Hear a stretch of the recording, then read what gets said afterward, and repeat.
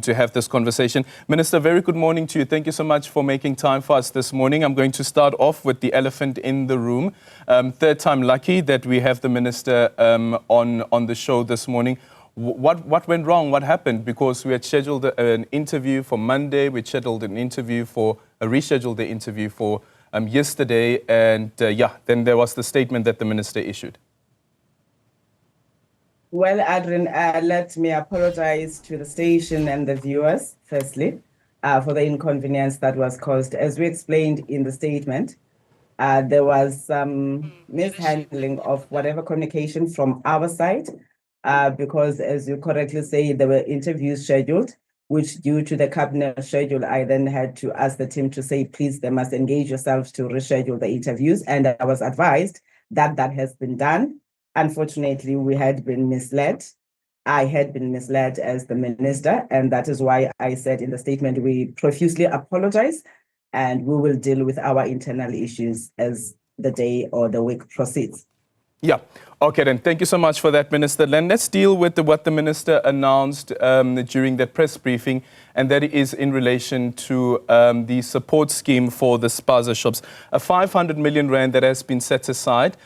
Some of that money, 350 million rand, coming from the Department of Trade and Industry. Tell us more about how this fund will exactly work. Who is eligible?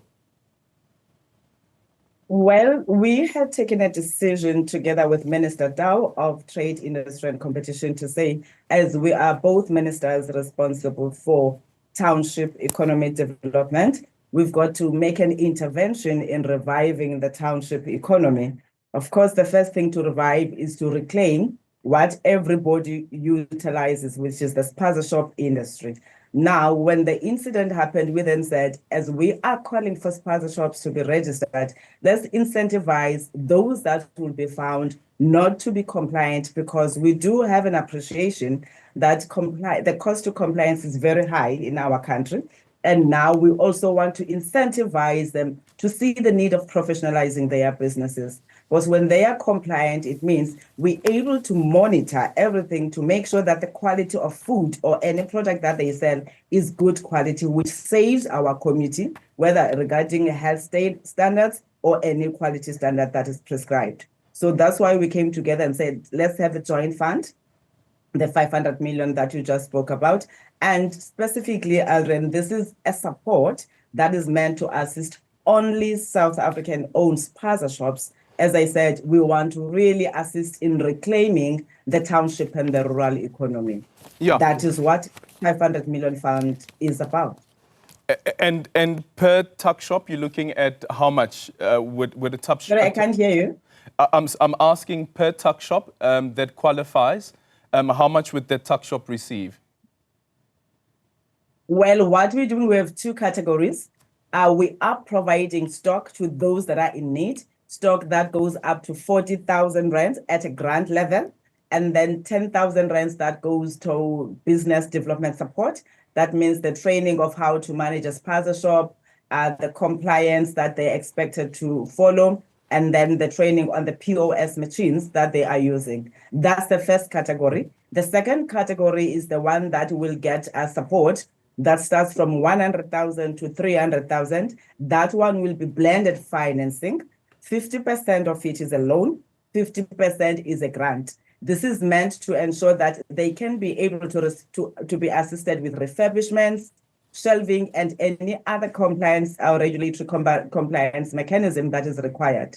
Whilst I'm talking about the ones that are between 100 to 300,000 blended financing, for the grouping that is micro, which is the one that we give 40,000 rand stock to, we've also set aside 50,000 rands to assist with refurbishments too, because there are bylaws that are set by different municipalities as guided by the Department of COGTA, which stipulate, for example, the number of square meters a Spaza shop must be. If you're operating a Spaza shop, the Department of COGTA says 20 square meters, at least that should be the building that you have. It must have a bathroom, it must have access to water and the other things. And those are the things that will be assisting them with. And therefore, if they need more, they then transition to the blended finance model that I spoke about. Yeah. Okay.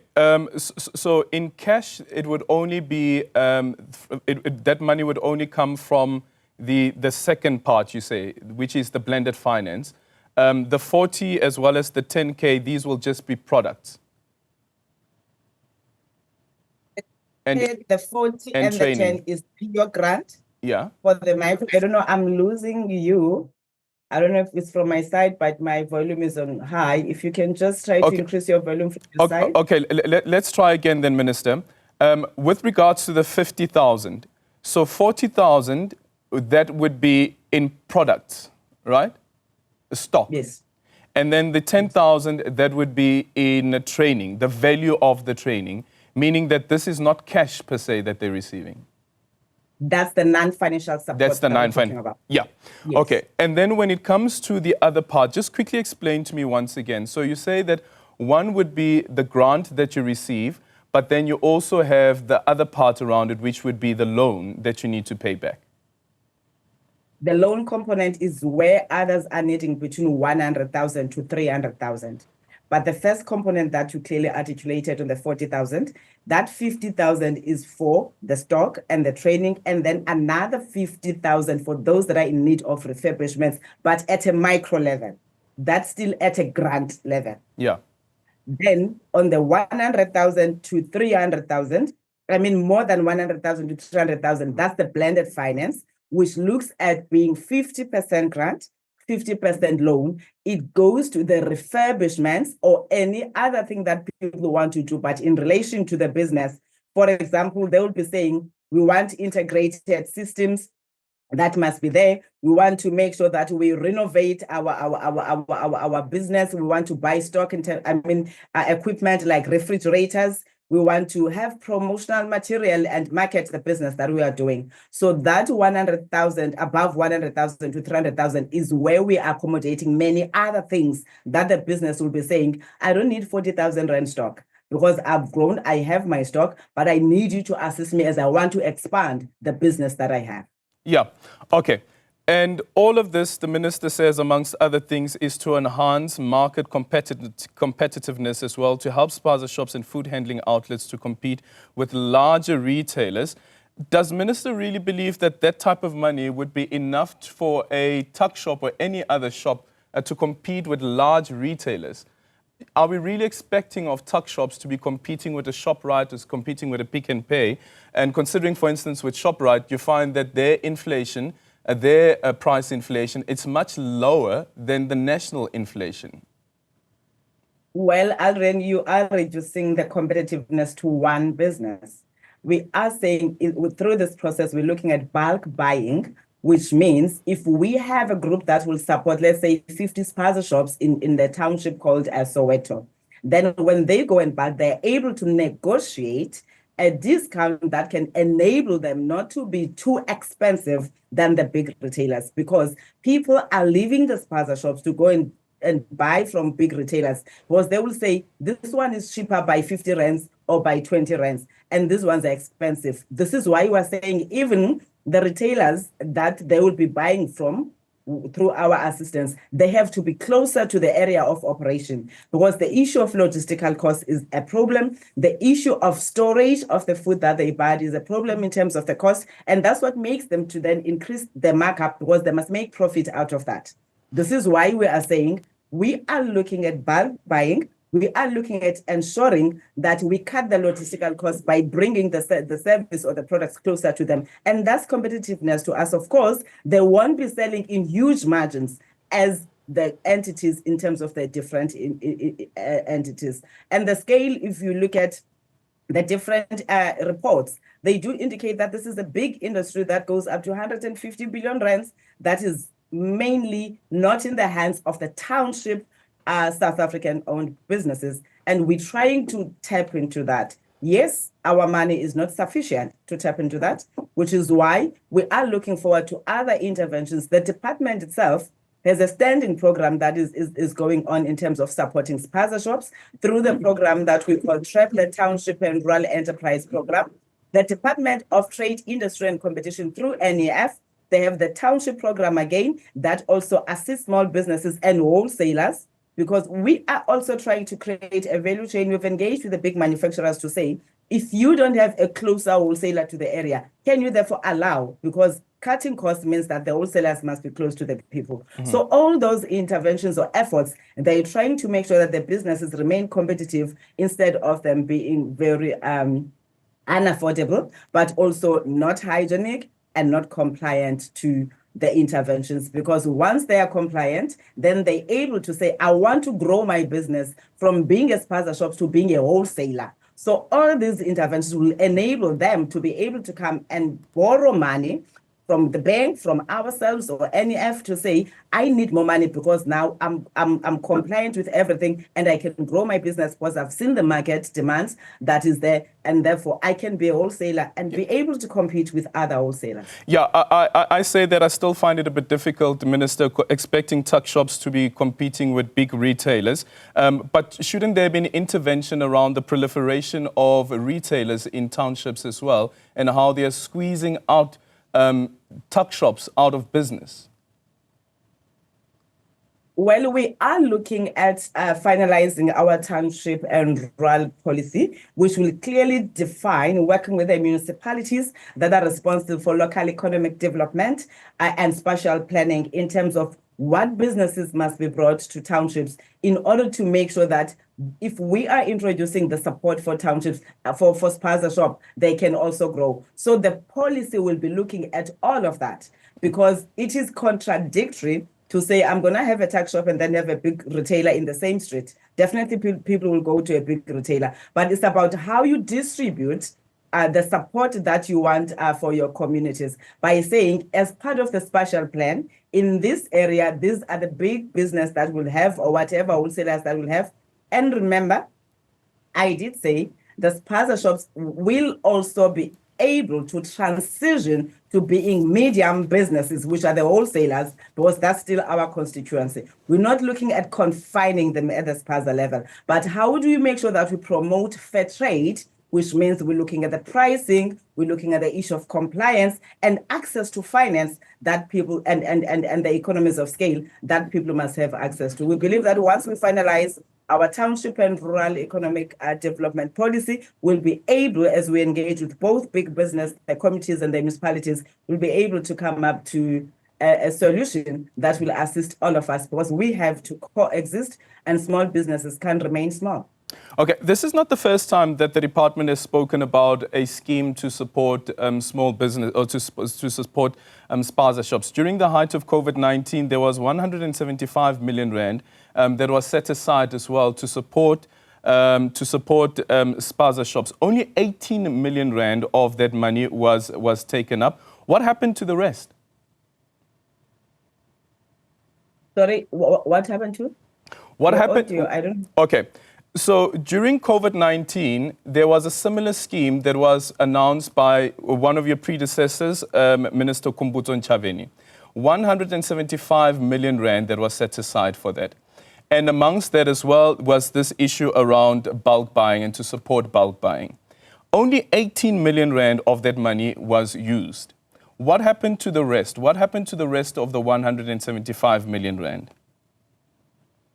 Well, it is not entirely true that only 8 million was used. We may be talking about a disbursement in that particular area.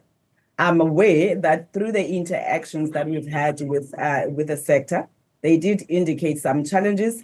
To start with, they cited issues of logistics that were a nightmare for them, because the procurement, as we're looking at bulk buying, that it then led to them having to travel longer distances to buy from the wholesalers that they were procured. The second aspect was the method that was used, which the money was dispersed through NetBank, and then it was using a cell phone as a contact number. Then they will be given the voucher you approved. And then when they go at times, the voucher is not working because it had to match the contact number that was given. That was the explanation that I was given by officials when I followed up. They said other people have changed their SIM cards or their numbers, and therefore they're not able to be traced, which is why the money stayed with NetBank. And we have said now that money must then be rerouted to come back to other funds that the agency is running on a day-to-day basis to enable those people to go and be able to access the support.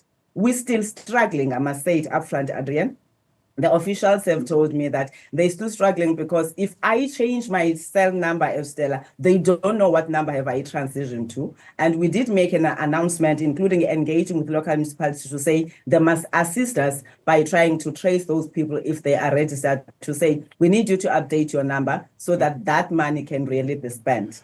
So we are continuing to track and calling upon those that were approved to get the support to really update our offices or go to the municipality in the LED units and update their contacts so that they can access as they were approved. Okay, so this is what the Auditor General said, that 18 million rand of that 157 million rand has been taken up, and some of the issues that you are raising as well could be some of the contributing factors. Is Minister saying that the 157 million rand has now gone back to other agencies within the department? No, they said at the time the Auditor General reported, indeed it was that. Okay. But with the interactions that we have with the sector, we continue to get other applicants that come and rectify the contact numbers, but not all of them have been able to update their contacts, which is why we made a public call to say they must all come so that the money can be utilized.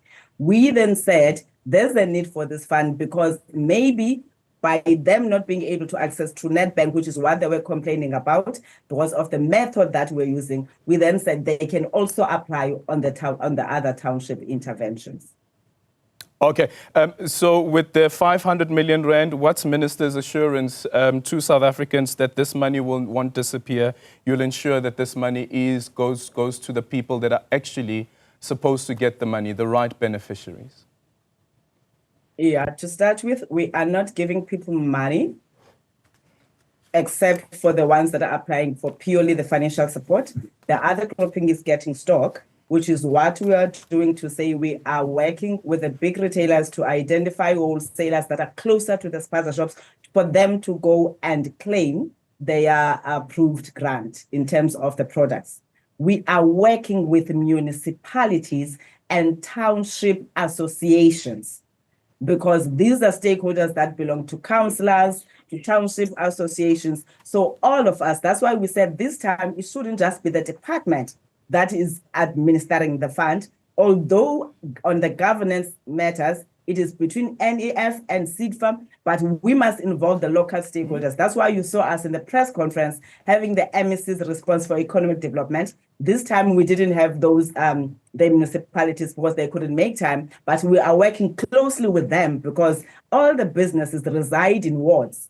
And the people that at the ward level is the municipality. So the integration of the planning, which is what we call the NEV center that we have established, to say in my municipality, as per the registration, this is the number, and therefore these are the people. And as the municipality, I'll be able to assist 5 with 1, 2, 3, and the province, if they're able to come to the party, they will take 10. And then we go with NEF and say, we are taking these ones based on the demand that is there. That tells you that we are trying to close the gaps that are there. It doesn't mean that it's going to be perfect, which is why we're calling upon South Africans to be honest to start with, because some of them are cheating the system, but also our officials, we've made it clear to ensure that they really do not frustrate the processes, because at times we take too long in terms of the turnaround times. That's why we said registration is closed now, therefore let's kick in, and that the businesses must know. Those that are not compliant, they must be assisted with compliance so that they can come and claim the other benefits that they are supposed to get from the interventions that we are making. It's the best that we can do for now. Okay. Because we're not going to get grocery and deliver it to Spaza shops.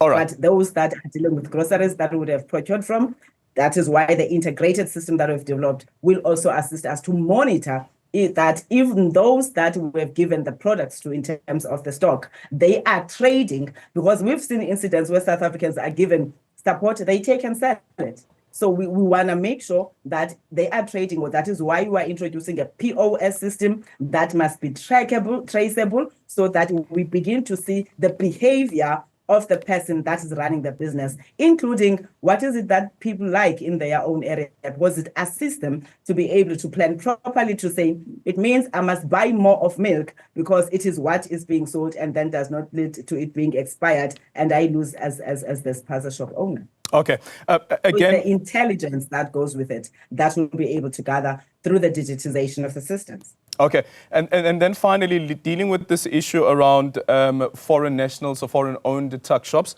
the indication from the MEC of Economic Development and Finance in Gauteng is that there are some foreign-owned tuck shops that have also made their applications. We're still waiting for the final number of those that have been approved. And he says that the conditions still remain the same. They must have a 5 million rand investment. We're speaking about 5 million rand investment. And if indeed they do meet that criteria of the 5 million rand, does Minister believe that this effort from the Department of Small Business and Development as well as the Department of Trade and Industry would be able to assist tuck shops to compete with foreign-owned tuck shops that are supposedly investing 5 million rand?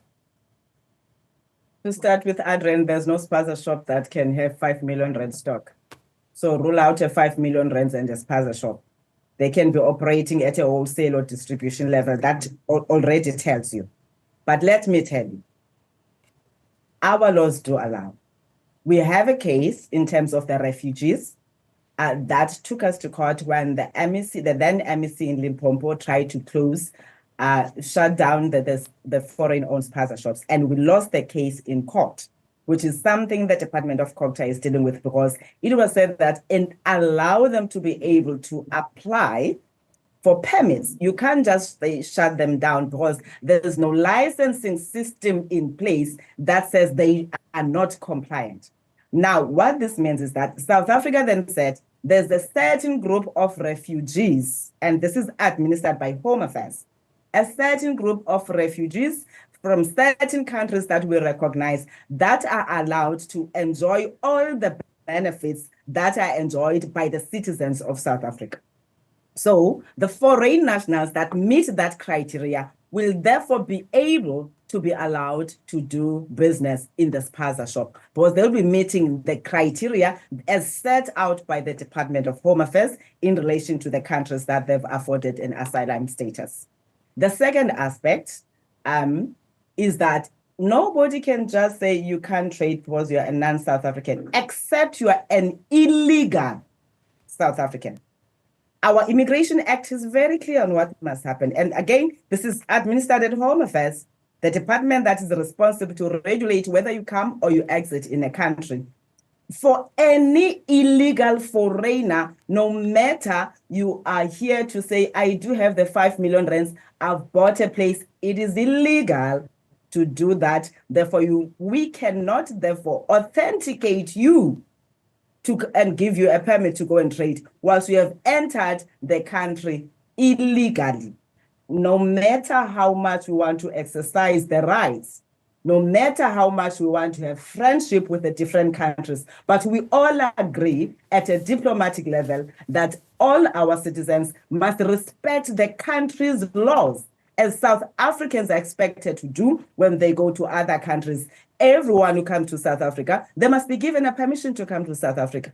As I said, if then there are fights in your own country, wars and everything, you are then afforded a refugee status because you would have applied and South Africa would have given you that permission. If you are here illegally, you are here illegally. There's nothing to be engaged with you. Then those that are responsible for enforcement from the Department of Home Affairs and the Department of Employment and Labor are going to do their job when they do the inspections. All right. Thank you so much for your time. Stella Ndabeni is the Minister of Small Business Development. And this is on the 500 million rand that is being set aside for Spaza shop owners.